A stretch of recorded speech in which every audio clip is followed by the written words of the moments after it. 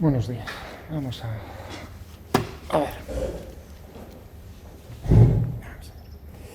O sea, que estábamos con esta introducción a la mecánica de fluidos y estábamos hablando el día pasado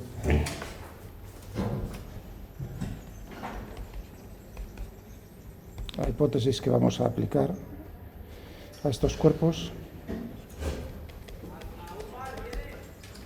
Es un fluido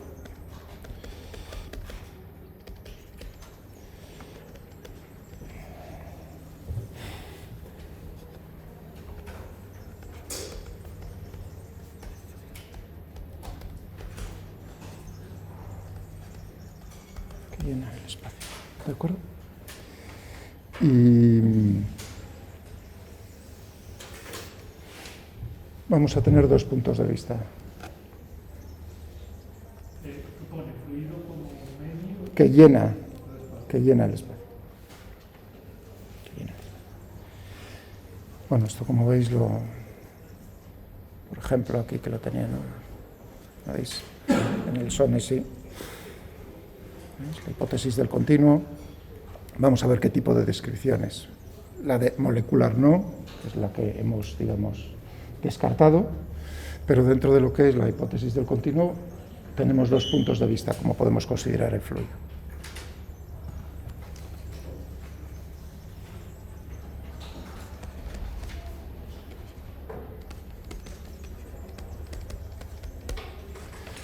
Dos puntos de vista.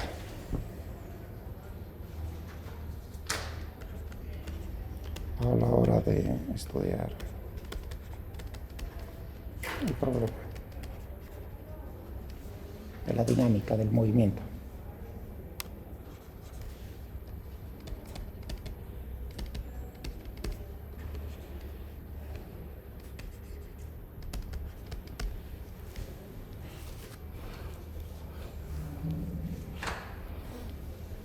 Por cierto, el otro día, estaba acordándome ahora, hice una afirmación que me imagino que ha quedado grabada, que se refería a los líquidos, un paréntesis, cuando hablaba de la viscosidad, ¿no? En el coeficiente de viscosidad decíamos que dependía de la temperatura y dije que la viscosidad disminuye cuando aumenta la temperatura, ¿lo recordáis? Un momento. Eso es cierto para líquidos. Para gases ocurre lo contrario. Cuando aumenta las razones hay que pensar en las razones moleculares de cómo se constituye, cómo está constituido cada medio. Pero vamos, simplemente por dejarlo ahora claro, iba a decir, porque bueno, lo he dejado grabado para que no, en ese momento me estaba refiriendo a lo que estamos pensando todos, bueno, y el ejemplo que puse, ¿no? El aceite y los aceites. Vale, cierro ese paréntesis. Bueno, tenemos dos puntos de vista a la hora de estudiar el problema del movimiento de un fluido dentro de lo que es la hipótesis del... Uno va a ser el punto de vista lagrangiano.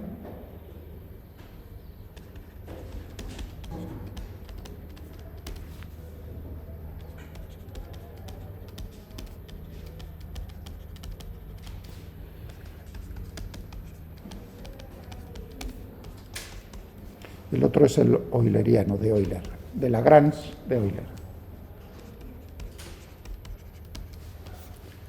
Lagrangiano. ¿Cuál es el punto de vista de Lagrange? Pues es lo que comentaba yo el día pasado. Nosotros consideramos el fluido formado por elementos de fluido,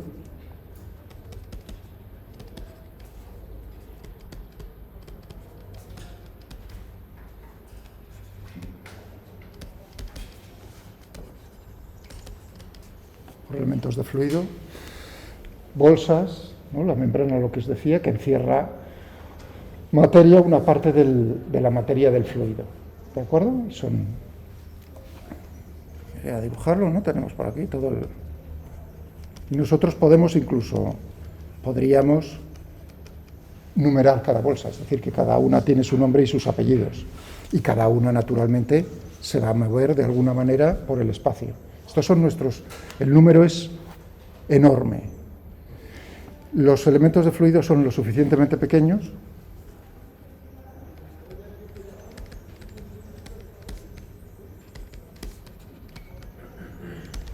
pequeños para poder aplicar el cálculo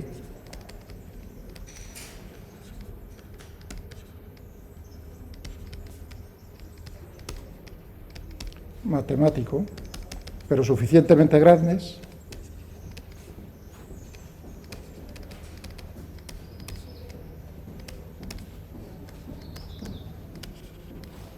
para poder, o que tenga sentido,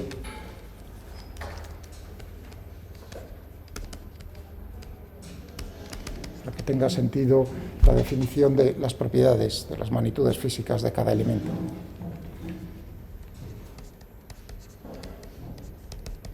Estadístico.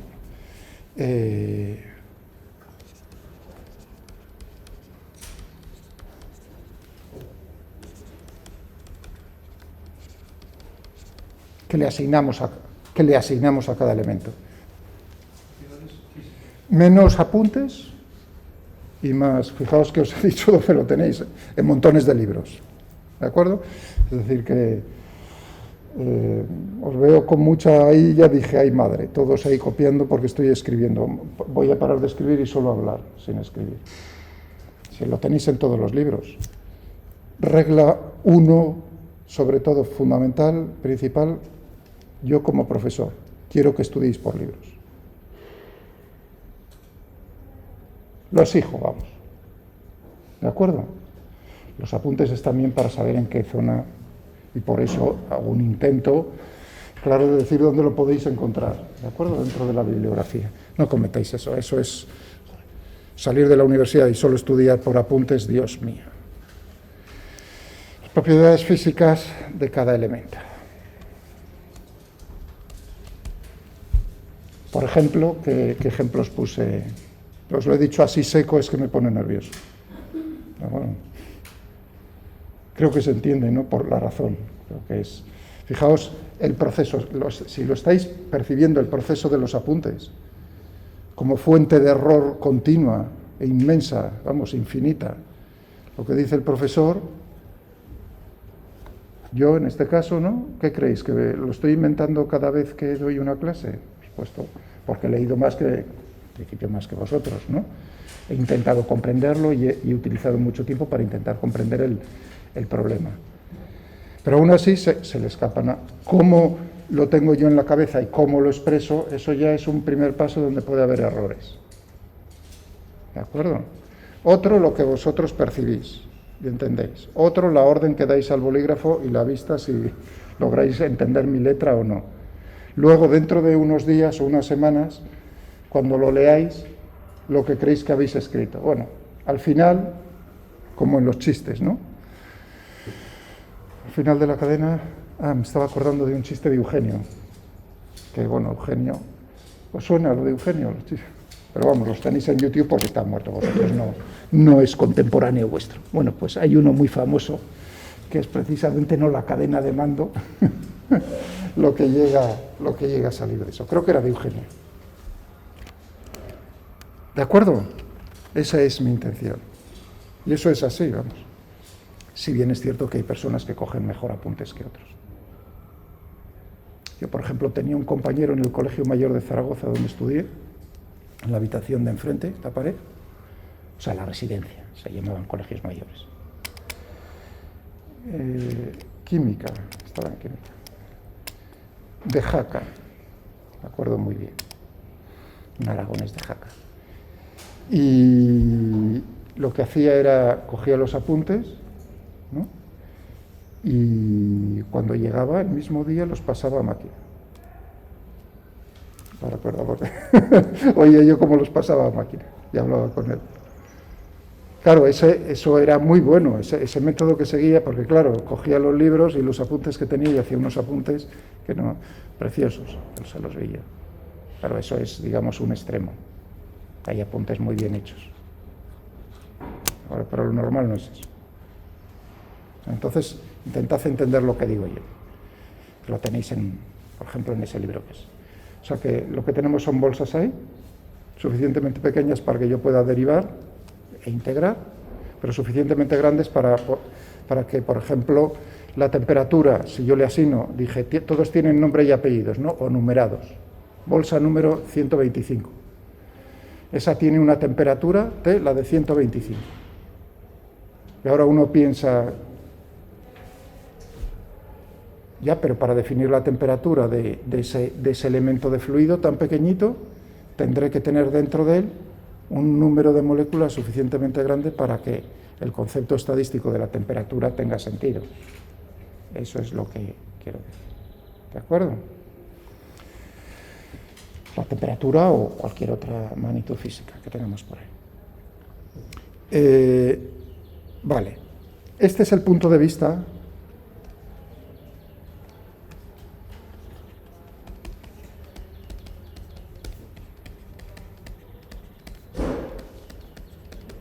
¿no? Para ver el movimiento, que es lo que tendría que tiene una masa. Bueno, una de las propiedades cuando uno considera un elemento de fluido es que el número de moléculas, ¿no?, que tiene la masa, digamos, no intercambia masa con los otros elementos de fluido. Por eso hablo de una membrana, una bolsita. Es decir, que cada uno tiene sus moléculas y no intercambia con los demás. Es una membrana impermeable, por así decirlo. Si bien cuando uno intenta entender, por ejemplo, lo que es el rozamiento, lo que es la viscosidad, puede permitir que esa membrana sea semipermeable, es decir, que intercambie ciertas moléculas con sus vecinos. Ahora os daré un ejemplo para que entendáis, creo que bonito, del concepto de viscosidad como rozamiento, como disipación de energía, un proceso de disipación de energía. Vale, entonces estaba diciendo, tiene masa. Bueno, desde el punto de vista lagrangiano, que un fluido sea, el otro día vimos, ¿no?, los diferentes tipos, fijándonos en las propiedades, podíamos clasificar fluidos incompresibles, compresibles, ¿no?, que es lo que ocurría frente si nosotros lo apretábamos, los otros elementos de fluido a su alrededor lo están apretando, ejerciendo, hay una presión, ¿no? Entonces, ¿qué ocurrirá con el volumen de un elemento de fluido si el fluido es incompresible?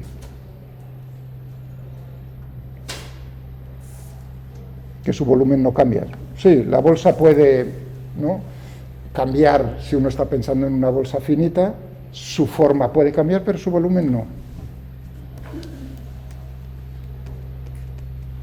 En fluidos incompresibles,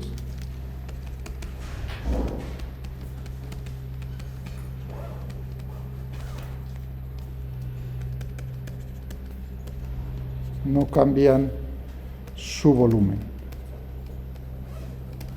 De tal manera que entonces la densidad de cada elemento de fluido permanece constante, ¿no? ¿De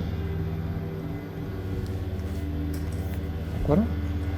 Si el fluido es compresible, pues entonces si las bolsas que tienen a su alrededor están apretando mucho, pues el volumen a lo mejor decrece, de tal manera que al tener la misma masa, habéis visto el comentario que dice, la masa no cambia, entonces su densidad aumenta. ¿Vale?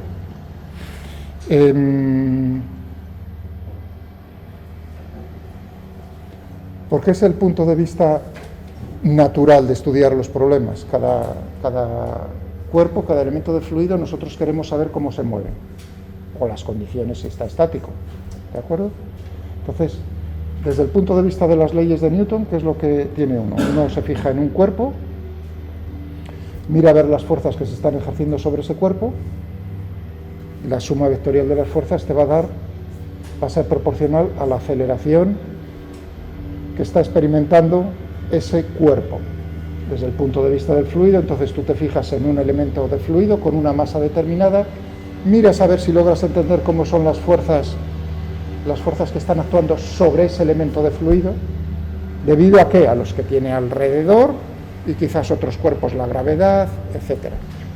Más adelante veremos, ¿no?, lo de las fuerzas. Y entonces, si nosotros sabemos cómo son ese tipo de fuerzas, podemos saber cómo es la aceleración de cada elemento de fluido. ¿No es la manera natural de estudiar los problemas en mecánica? Tú te fijas en un cuerpo, miras a ver si conoces las fuerzas que actúan sobre él, deduces la aceleración, si tienes la velocidad en un instante y la posición en un instante, ¿qué obtienes? La trayectoria. así de simple.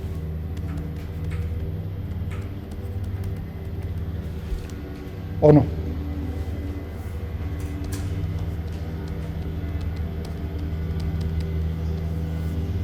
Para cada elemento de fluido, claro. Entonces, y tú sabes, si tú sabes cómo se mueve cada elemento de fluido, ya sabes cómo es el comportamiento del fluido, sabes todo. O sea que esa es la manera natural. De hecho,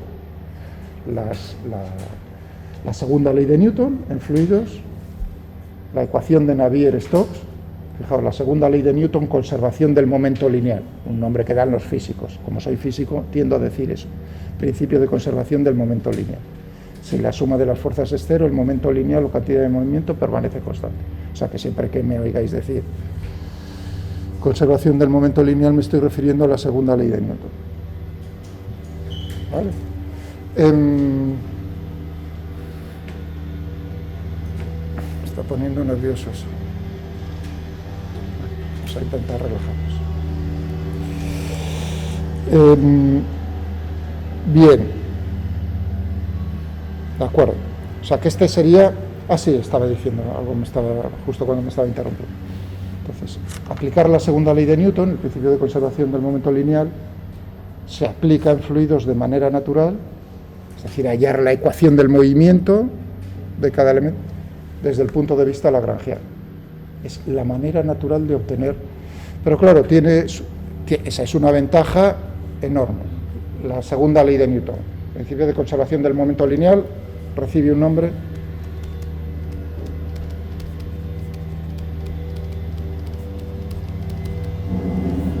de estas dos personas, del francés Navier y de Stokes. Siglo XIX. Segunda ley de Newton. O sea que esta, que no es nada más que la segunda ley de Newton, se obtiene de manera natural desde el punto de vista lagrangiano. Pero claro, tiene un problemilla, que es, tienes que ir persiguiendo a cada elemento de fluido. A veces están cerca, pero luego se separan, y entonces obtener información de eso no es tan fácil. Aplicar la segunda ley de Newton, sí, de manera... Pero cómo se está comportando el fluido, verlo, entenderlo, es mejor desde otro punto de vista.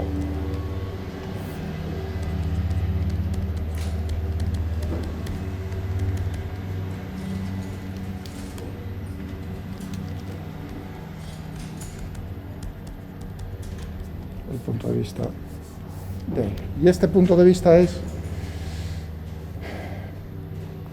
en cada instante de tiempo, tú tienes en cada posición del espacio un elemento de fluido. Es decir, que sabes, en principio, o puedes llegar a saber cómo es la velocidad que tiene el fluido, la velocidad, entonces sabes cómo se está moviendo en ese instante, en cada punto del espacio. Tú dices, en ese punto del espacio está este elemento de fluido que tiene esa velocidad en ese instante. Es decir, que de este punto de vista es ver qué es lo que está ocurriendo en cada instante, en cada punto del espacio. No para cada elemento de fluido, porque claro, según va pasando el tiempo, en este punto del espacio donde, ¿no?, la punta de mi dedo, naturalmente estarán pasando diferentes elementos de fluido.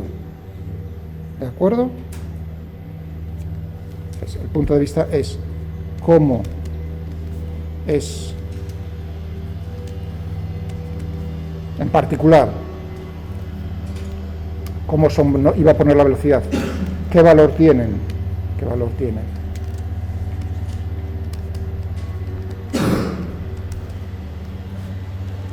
cada propiedad física del fluido en cada punto del espacio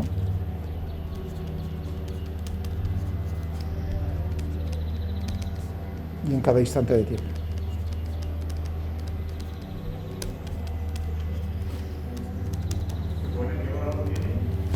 Cada propiedad física del fluido, cualquier punto del espacio, en cualquier instante de tiempo. Es decir, que el punto de vista de Euler es considerar las propiedades físicas, por ejemplo, la velocidad que tiene, la temperatura,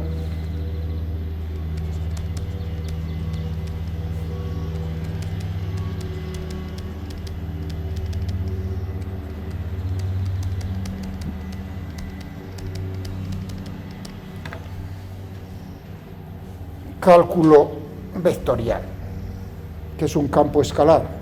Para los matemáticos puede ser cualquier cosa, pero en este caso para nosotros es una magnitud física que está definida en cualquier punto del espacio y en cualquier instante de tiempo. Es decir, es una función de 4 escalares, un vector y un escalar. Por ejemplo, la temperatura es un campo escalar, una función del espacio y del tiempo. Eso es lo que es un campo, ¿no? Como os habrán enseñado. Entonces tendremos, si es una magnitud física escalar, pues será un campo escalar, y si es, por ejemplo, un vector, la velocidad, o podemos escribirlo también, veréis que ahí depende, puedo utilizar v, que lo utilizaré muchas veces. Recordad la notación, si escribo u con vector me estoy refiriendo también a la velocidad, ¿vale? En los libros de fluidos tienden a escribir u en negrita como vector. Entonces tendríamos esto. Esto sería desde el punto de vista, ahora pondré un ejemplo. Intentaré poner un ejemplo. Es decir que tendríamos, si uno está utilizando, ahora viene el sistema de referencia, esto es independiente del sistema de referencia. Ahora uno dice, pues yo quiero utilizar observador, yo soy el observador, tengo un origen, me sitúo en un punto y mis coordenadas son coordenadas cartesianas. Pues entonces tendría v, y z. Si además las componentes de este vector las considero en coordenadas cartesianas, cuidado con esto que estoy diciendo, porque hay problemas en los cuales uno puede hacer combinación. Complica la cosa, es decir, que a lo mejor es más adecuado un tipo de coordenadas para v polares que estén definidas en coordenadas cartesianas, es decir, que ahí hay combinaciones. Pero bueno, vamos a hacerlo lo más sencillo. Voy a ponerlo todo en cartesianas, es decir, que tendríamos aquí la componente x, si queréis, u de x y z, t, v de x y z, t, y w de x y z.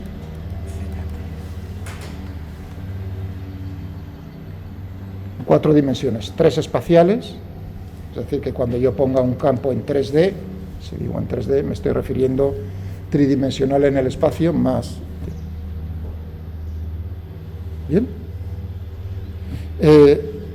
Ya aquí podemos hacer una clasificación de situaciones. Podemos poner el fluido está en movimiento, el flujo, o sea, cuando uno dice el flujo es un fluido en movimiento.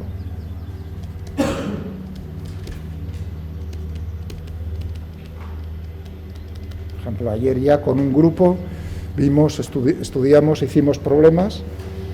Con lo que uno tiene, con lo que uno sabe ya prácticamente puede sacar, y haciendo muchas aproximaciones puede resolver ya problemas en fluidos, sin necesidad de mucho más. Con una parte de vosotros, pues la otra parte lo vemos, lo discutimos esta tarde.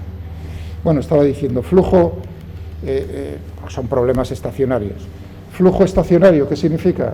Que siempre tenemos la misma situación independientemente del tipo. No significa que el fluido esté quieto, estático, sino que si yo hago diferentes fotos, siempre tengo la misma situación. En cada punto del espacio la velocidad es independiente del tiempo, por ejemplo.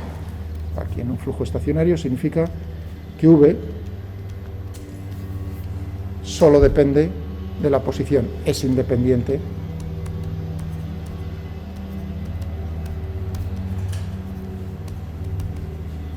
del tiempo. Lo que no quiere decir que los elementos de fluido no se estén moviendo, claro que se están moviendo. O, por ejemplo, la temperatura solo la tendremos definida. O, por ejemplo, la presión, en general, tendríamos que cualquiera de estas magnitudes físicas está definida en cada punto del espacio desde el punto de vista de Euler y en cada instante de tiempo. Y este punto de vista tiene la ventaja de que la información que tú tienes es directa, es decir, tú sabes cómo es la situación del fluido en cada instante. La otra te da indirectamente de cómo es. A cambio, la otra tiene la facilidad de que puedes aplicar directamente las leyes de Newton, mientras que en esta, amigo, ahí es donde las leyes de Newton, si las quieres expresar en el punto de vista de Euler, tienen una dificultad muy grande. La ecuación, lo que puse yo antes, de ecuación de Navier-Stokes, realmente es la segunda ley de Newton en el punto de vista de Euler.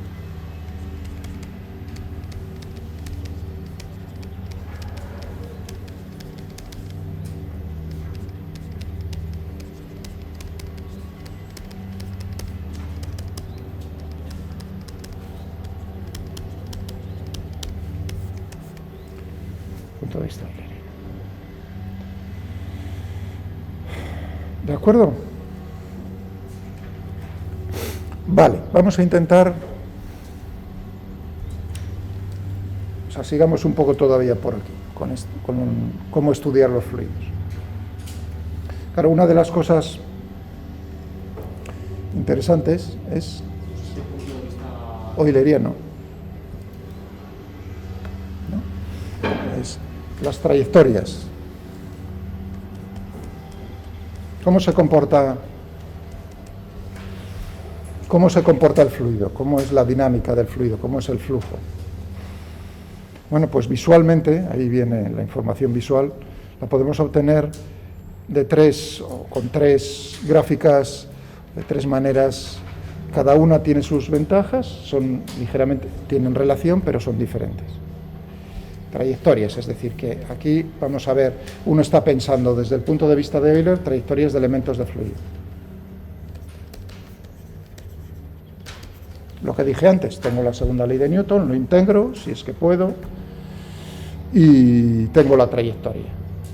Esas trayectorias de elementos de fluido, vamos a utilizar el inglés, path lines, path del camino, las trayectorias. ¿De acuerdo? Es decir, que tendríamos, por ejemplo, una trayectoria de este tipo, un elemento de fluido que sigue, esto sería una path line. ¿Cómo puede lograr uno esto experimentalmente? Fijaos que no solo es resolver los problemas a mano, lo cual es casi imposible en la mayor parte de los casos, porque las ecuaciones son muy difíciles.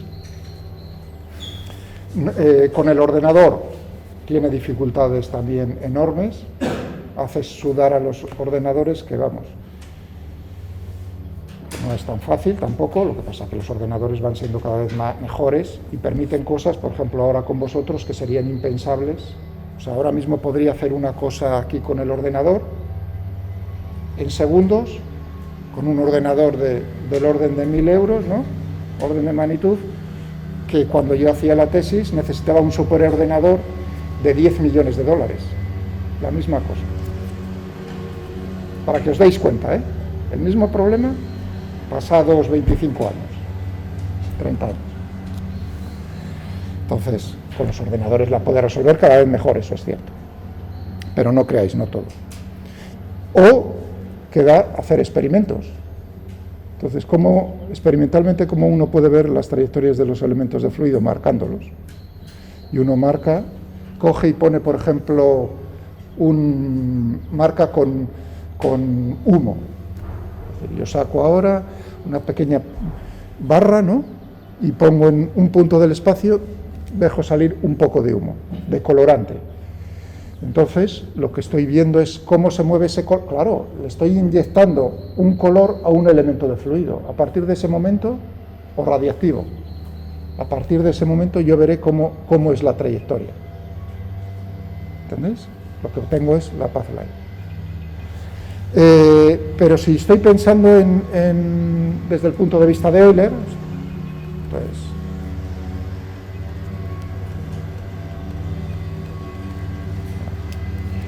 desde el punto de vista de Euler, yo lo que tengo es, madre mía, un campo vectorial, el campo de velocidades. Entonces, ¿cómo visualmente puedo saber cómo se están moviendo las cosas? Mediante una representación que es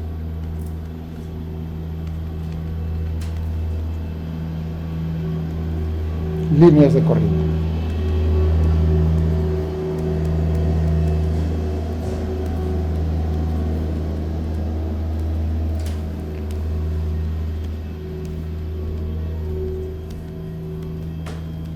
Las streamlines. Es decir, que ahora es diferente. Ahora me fijo en un instante de tiempo, Antes la trayectoria es la evolución, ¿no? Cómo se está moviendo a lo largo del tiempo un elemento de fluido. Ahora es diferente. Ahora tengo cómo es, en cada instante de tiempo, cómo es la velocidad en cada punto del espacio. Y yo digo, en el instante 1 determinado, quiero saber cómo es la distribución de velocidades. Pues eso lo haré mediante las streamlines. Es decir, que es una foto, mientras que lo otro es una película, esto es una foto. Son curvas, y a ver, decidme si habéis visto campos vectoriales, que es una línea de campo, o línea de corriente, claro. Es una curva que se obtiene ¿de qué manera? En cada punto, la recta tangente a esa curva tiene la dirección del vector velocidad. Es decir, que el elemento de fluido que se encuentra aquí en este instante tiene esta velocidad, el que se encuentra aquí tiene esta velocidad. Y entonces lo que voy haciendo es construyendo esa curva, dibujo unas cuantas, y si le pongo el sentido, la flecha, significa que sé cómo se está moviendo. Si solo dibujo la curva, no sé si se está moviendo la velocidad en un sentido o en el otro. ¿De acuerdo? De esta manera, con esta representación, con las líneas de corriente, uno no puede saber directamente o inmediatamente, uno no piensa que no podría saber cómo es nada más que la dirección y el sentido, no la magnitud, no el módulo. Pero sí se puede llegar a saber si haces bien. Bueno, no siempre, esto tiene problemillas, pero bueno, una regla general es que las zonas donde las líneas de corriente se juntan, la magnitud de la velocidad, si lo que estoy representando es la velocidad, es más intenso. Cuando se separan las líneas de corriente, entonces la velocidad decrece. Es decir, que si tú dibujas un número finito de líneas de corriente y ves las zonas donde se concentran, donde se están pegando unas a otras, ahí es una zona donde la velocidad es... No sabes exactamente cuánto, pero sabes que va a ser, puedes diferenciar en esta zona, el flujo es más rápido, en esta zona el flujo es más lento. Bueno. Ya digo que hay sus cosillas, porque si yo pusiese un ejemplo ahora de... Imaginaos, un fluido que se está moviendo todos los elementos de fluido en esta dirección. Esto es, por ejemplo, el eje X, ¿de acuerdo? Fijaos que la velocidad, esto serían las líneas de corriente. Cuando uno ve esta representación de líneas de corriente, uno piensa que el flujo es uniforme.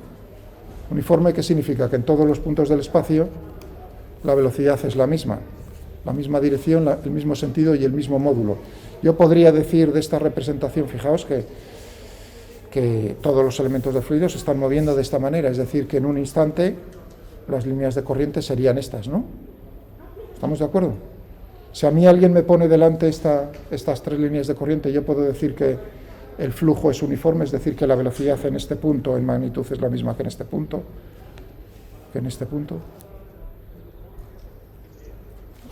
No se juntan ni se separan. No lo puedo decir. Porque podría ser que la velocidad fuese así aquí más grande, Entonces, a la hora de construir la línea de corriente, lo que me salen son rectas. Pero como veis, no es uniforme, sino que es creciente en la dirección del eje X. Por lo tanto, hay que tener cuidado, ¿eh? Pero bueno, como regla general, lo que os he dicho antes es cierto. ¿Bien? Vale, y hay una tercera forma de escribir, o sea, que estamos aquí en descripción de...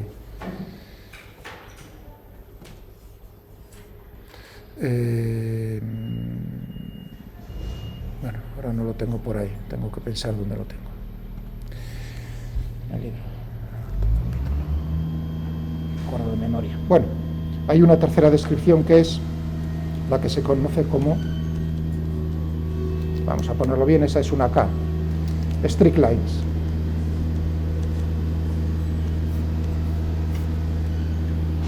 Esta realmente es la representación que se utiliza experimentalmente cuando uno está modelando en un túnel de viento, por ejemplo, o en una tubería está viendo el movimiento.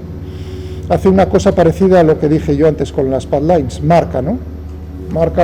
Antes dije marco un elemento de fluido, ahora lo que hago es soltar en un punto del espacio colorante. Y entonces voy marcando todos los elementos de fluido que a lo largo del tiempo pasan por ese punto. De tal manera que lo que estoy viendo es, en esa curva, fijaos, he soltado aquí colorante. Y naturalmente ese colorante es arrastrado por el flujo, por el fluido en su movimiento. Yo lo que sé de esta representación es que este elemento de fluido que se encuentra por aquí en un instante, ha pasado en un instante anterior por este punto donde he soltado colorante. ¿De acuerdo? Esas son las strict lines, es decir, es marcar continuamente todos los elementos de fluido que están pasando por un punto del espacio, o como en la foto que os enseñé el otro día del Mercedes, en un túnel de viento.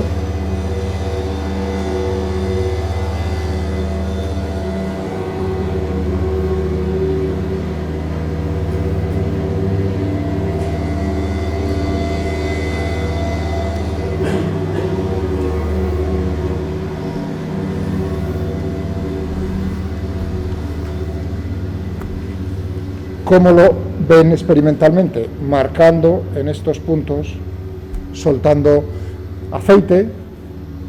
Entonces lo que ves precioso es cómo son las strict lines. De cada una de las representaciones yo puedo deducir cómo es el movimiento del fluido. O sea que las tres no son iguales, pero las tres me están dando información acerca de cómo se mueve, que es muy importante. La cosa es cómo puede pasar uno de una representación a otra. Y eso es lo que vamos a hacer ahora con un ejemplo. Una cosa interesante de las path lines, las streamlines y las strict lines, que es, claro, si uno lo dibuja en el espacio, son diferentes curvas para el mismo problema, salvo que el flujo sea estacionario.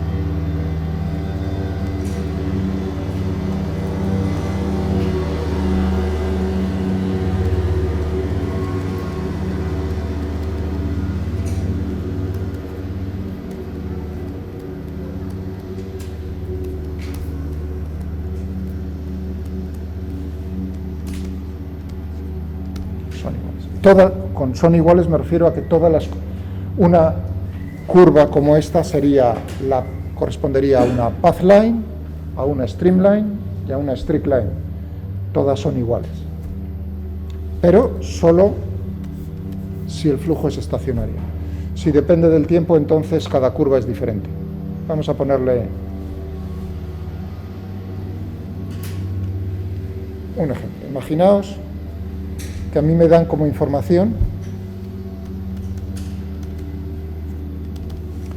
me dicen que el fluido se está moviendo de tal manera que a mí me dan la información en la representación de hoy. Me dicen que las componentes cartesianas de la velocidad en cada punto del espacio y en cada instante de tiempo son las siguientes. La componente X,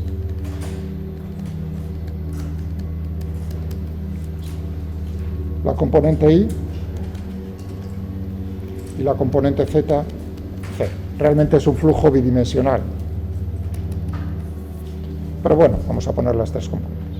Aquí ya alguno de vosotros tendría que presionarme. Es decir, eso, Miguel, no tiene mucho sentido lo que estás escribiendo. ¿Por qué?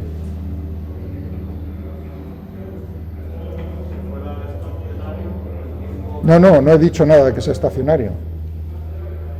Por ahí no van los tiros. Si estos son velocidades, y aquí veo x, y, veo las dimensiones, las unidades, aquí tendría dimensiones de velocidad, y si yo veo ya directamente v igual a i, digo, y esto tiene dimensiones de longitud, ¿no? No se os olvide que aquí hay números por delante. Un 1 multiplicando, y este 1 tiene dimensiones. Es decir, que esto es así en el sistema internacional. Si yo digo en el sistema internacional, ya sé cómo son las unidades de 1. ¿Qué unidades tendrá? Si estos son metros por segundo y estos son metros, esto tendrá que ser un 1 por segundos a la menos 1. Cuidado con eso, ¿eh? Es decir, que hay que decir, este es el campo de velocidades en el sistema internacional, y entonces ahora ya no tenemos problemas de dimensiones o de unidades. ¿De acuerdo? Si no, sería, diría uno, ¿cómo puede escribir? Que la velocidad sea igual a la posición, eso no puede ser. ¿Entendéis todo que, veis todos que este ejemplo es lo que yo había puesto antes, una cosa como esta? Sí. La Z te refieres a la W, ¿no? Uy, perdón, W, sí, perdona, gracias. Gracias. W.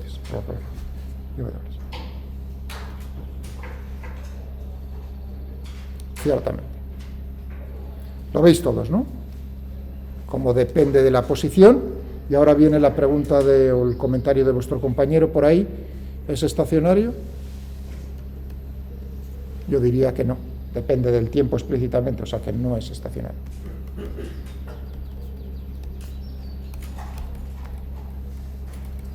No estacionario. Y ahora vamos a cogernos y decir, quiero hallar las tres curvas que hemos dicho antes. Si estuviésemos os podéis imaginar, he cogido uno que tenga solución a mano, porque no voy a usar el ordenador, aunque estaba tentado un poco también de dibujar con el ordenador y eso, pero como no lo... voy a intentar hacerlo todo a mano. Si alguna vez creo interesante mostraros cosas visualmente, que sería lo bonito. La mecánica de fluidos con el ordenador es muy bonita, aunque es difícil de hacer. Vale, entonces vamos a... ¿Qué orden queréis? Primero la path line. O sea, vamos a buscar, hallar la path line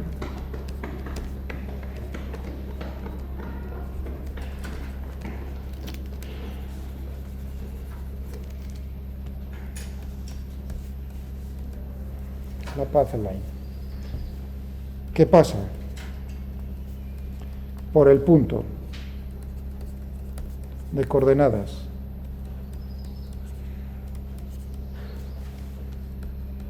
(1, 1, 0), bueno, vamos a quitarnos ya la z, es bidimensional, por el punto 1, 1,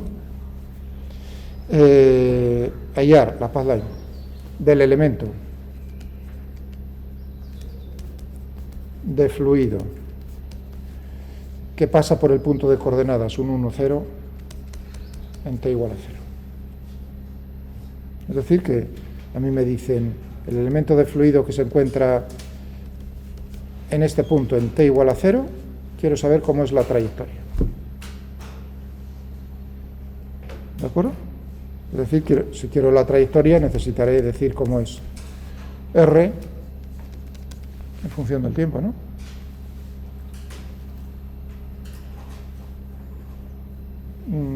Voy a borrar aquí porque necesito, bueno, sí, vamos a borrar.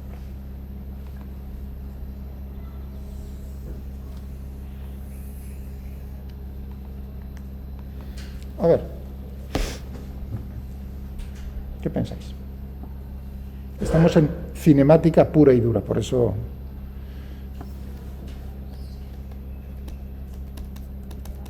Esto es como lanzar una tiza al aire.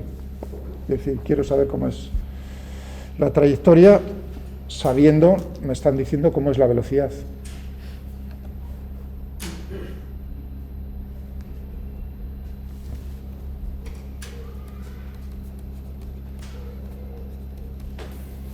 ¿No es esto? Pues habrá que, naturalmente tendremos U, V y W, que me voy a, voy a hacerlo ya simplemente para U y V, pero bueno, voy a escribir.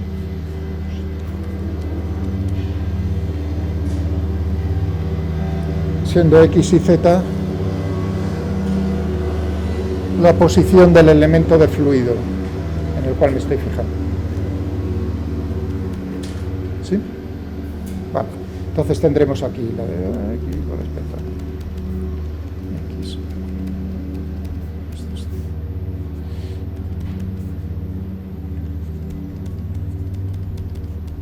Igual ahí. Y ya esto me lo quito, que es bidimensional.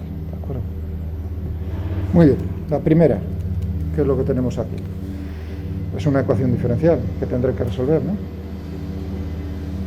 ¿Cómo lo podemos hacer? Por separación de variables.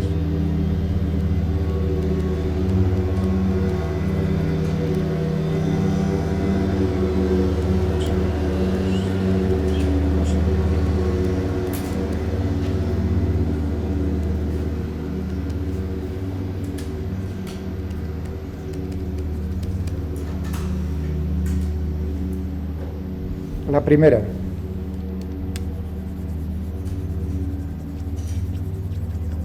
¿Qué tendremos aquí? Logaritmo neperiano. O sea que si esto es cierto, esto va a ser cierto.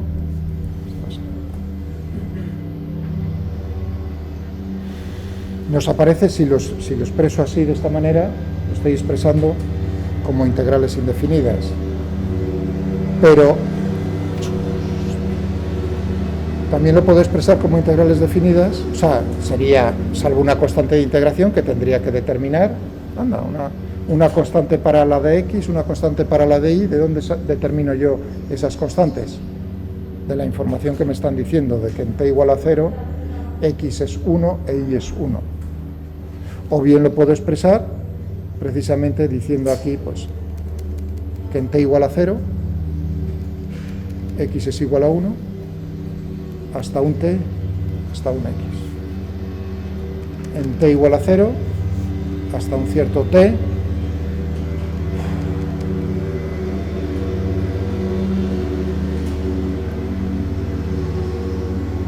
¿no? De una manera o de otra son equivalentes. Es decir, que tendríamos para el primero, tendríamos el logaritmo neperiano de x entre 1 y x, y aquí tendríamos, pues, que tenemos t más t al cuadrado, ¿no? Entre 0 y t. Es decir, que tendríamos esto para la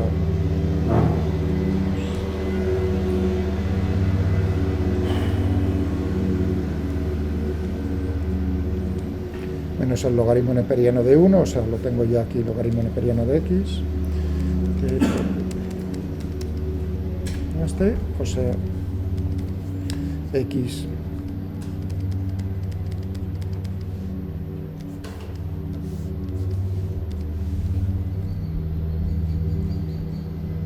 ¿estamos de acuerdo? Esta es la, fijaos que es la coordenada x de ese elemento de fluido en función del tiempo. Para la y, vamos aquí a ponernos en, bueno, ahí está, vamos a hacerla rápido. ¿Qué tendremos aquí? Logaritmo neperiano de y entre 1 e y, o sea, logaritmo neperiano de y, aquí tendríamos t, ¿no? O sea que y sería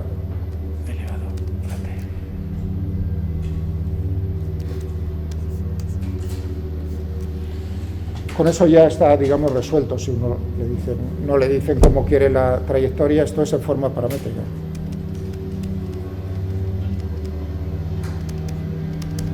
Esta es la forma paramétrica de la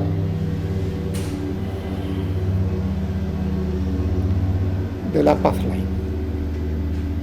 Si se lo piden a uno en forma explícita o implícita, o como les se pasa. Por ejemplo, aquí tendríamos, fijaos, x, ¿no? Si esto es elevado a t, pues tendremos aquí y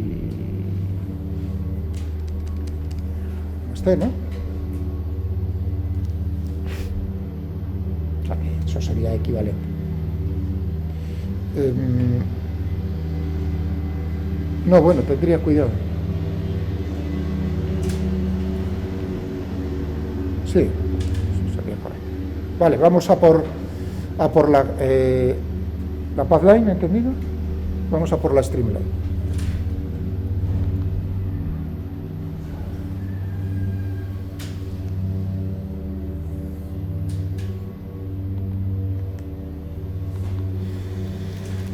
Ahora nos dicen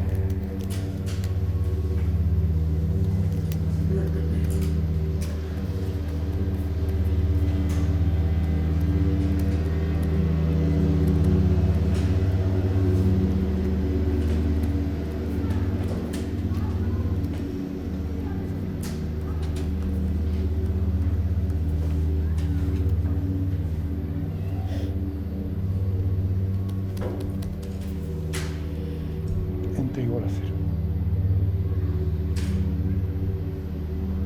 Es decir, que yo quiero saber, voy a construir la línea de corriente, una en particular, la que pasa por el punto 1, 1. A ver, ¿qué creéis que debo hacer? Yo sé, la información que tengo es que la dirección de la recta tangente en cada punto tiene que tener la misma dirección que la velocidad.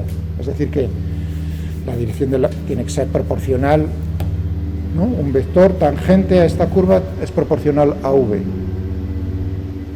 Voy a buscar en forma paramétrica esta curva.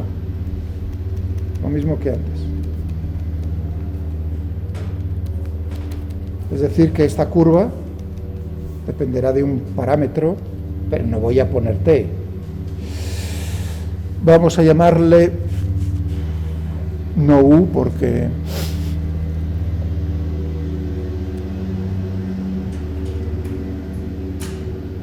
¿qué letra?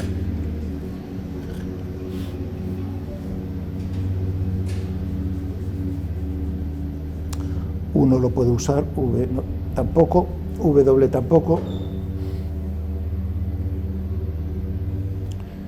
R, no, vamos a usar ese. Estoy pensando todas las letras que no.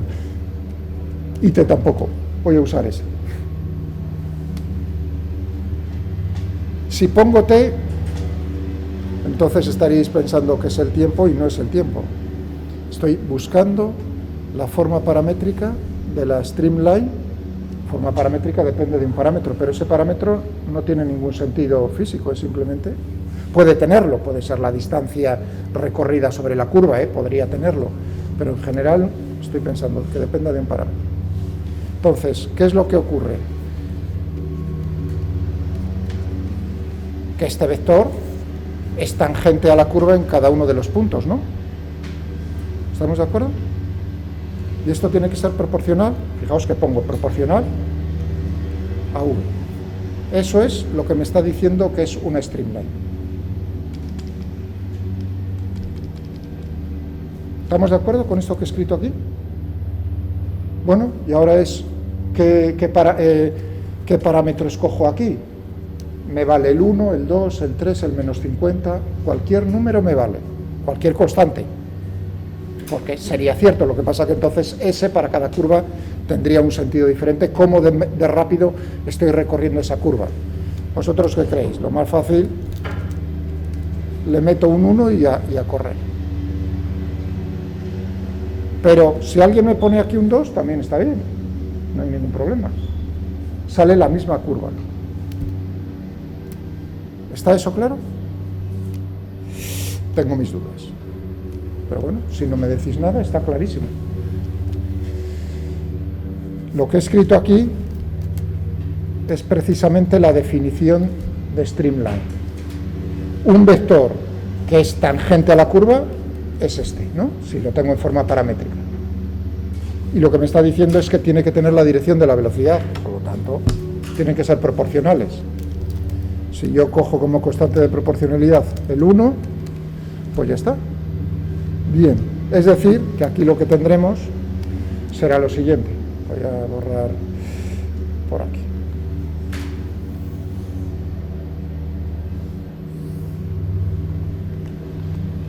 Y hacemos ahora una pausa pequeña. Tendremos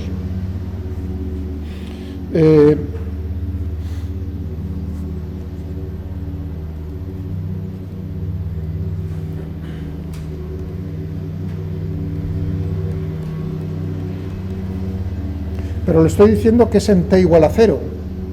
Por lo tanto, ¿cómo es el campo de velocidades en t igual a 0?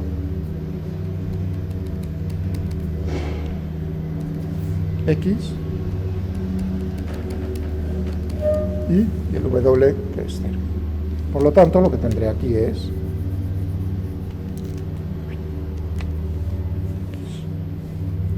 con respecto a ese. Si uno integra esto, pues ¿qué es lo que nos va a salir? Teniendo con los límites X, diferencial de S, plaf, plaf, lo mismo para aquí, pin, pin, con los límites de integración, o haciéndolo indefinida con la constante de integración a determinar, como que voy a decir que S, el parámetro, tiene valor 0 cuando S es igual a 0, cuando X es igual a 1, S es.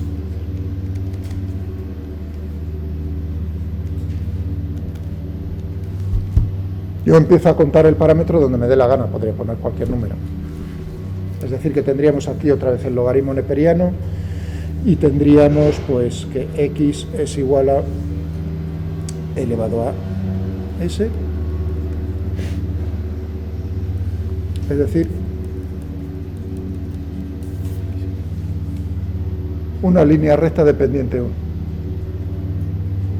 Bien, bueno, pues hacemos una pequeña pausa hasta ahí cuarto y hacemos la straight line.